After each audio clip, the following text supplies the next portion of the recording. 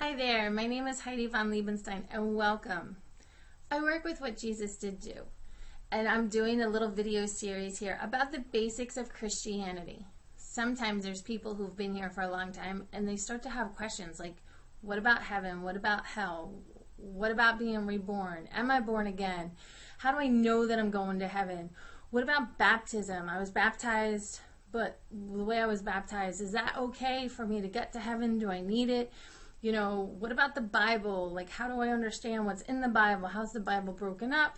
And why did God give me a free will? Like, why do I matter?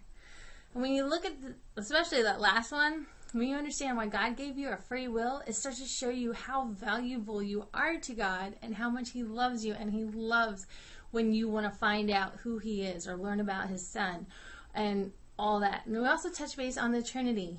And Jesus talks about the Trinity. He also talks about heaven, and He talks about hell. He talks about His life beyond here, and I also bring in a little bit about demons. Now, some of all of this may seem very deep through the basics, but please remember that this is just a couple little simple snippets that you can simply understand some of the basics about Christianity. And then as we go through the rest of what Jesus did do, you'll have a basic foundation. So when some of those terms come up, you have an understanding. If there's something that pops up, it's like, oh, I remember this from before. And so like weeping and gnashing of teeth, like where is that place? Or when Jesus talks about His kingdom and you think about it, it's like, oh yeah, it's at that place. And also, the best part is the greatest commandment. And when you follow that, you can never mess anything up. It makes everything so simple.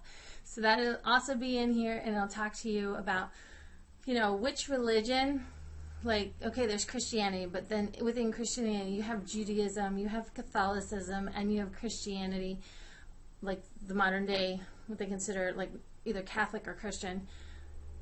Whatever it is, you know, there's people in all those areas who are all following the greatest commandment. So where you are may be the perfect place that God needs you to be, but if you don't know how to figure out if that's the right place or not, these are the questions that we're going to be answering in this really short, simple video series. So thank you for joining us, and I look forward to seeing you at the next one. Thanks.